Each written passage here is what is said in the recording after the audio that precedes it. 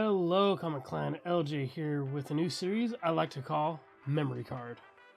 In this series, I plan to gush about some of my favorite video games from back in the day, or even in recent years, from classics to hidden gems, and maybe some that I just never had the opportunity to experience for myself.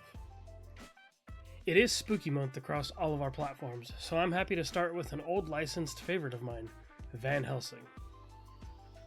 Van Helsing was released on May 7th, 2004 for the PS2, Xbox, and Game Boy Advance. The very same day that the movie was released, in fact. Developed by Sapphire and published by Vivendi Universal.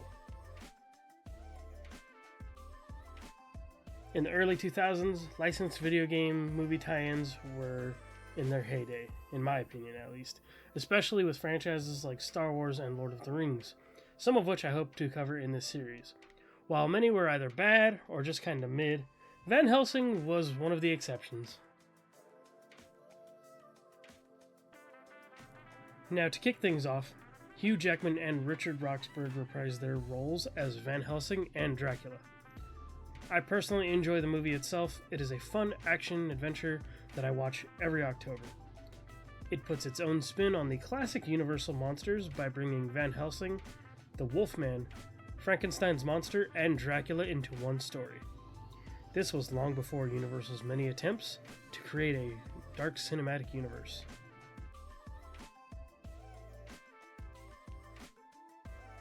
Fans of the Devil May Cry series and other arena combat games will get the most enjoyment here.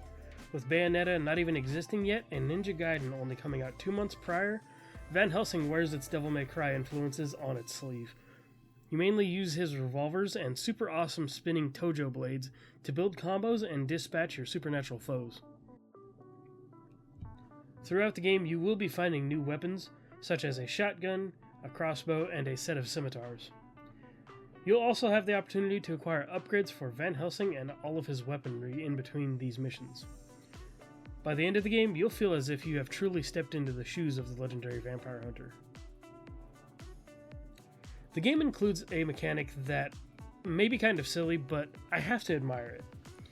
At the end of each mission, you are graded on how well you did, but not only that, you get a score bonus on whether you finished while wearing your hat or not.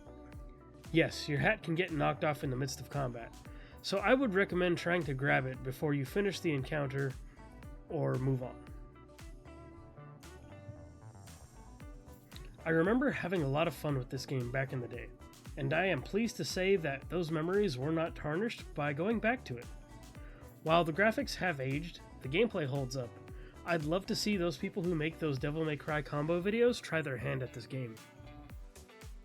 I found the presentation and atmosphere to be especially immaculate. One particular section of the game gave me some Bloodborne vibes, as you could hear the villagers murmuring indoors, while I'm outside fighting the undead. Lastly, the boss fights are a major highlight, especially the intro mission that was pulled right out of the movie, in which Van Helsing is walking through the cathedral and having a conversation with Mr. Hyde. It was just such an epic sequence in the movie, and they got it down to a T in the game.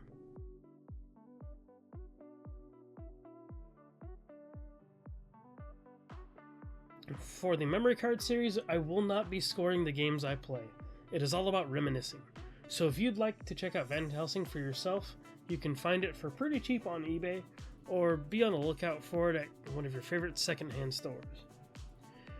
But as we go on and do more of these, let me know if there's something that you would like me to check out, because as many games as I've played, there are definitely some things that I have probably missed. So feel free to sound off in the comments and let me know what I should consider playing next. As always, thank you for watching. Be sure to like and subscribe for more comics and lacrosse gaming content.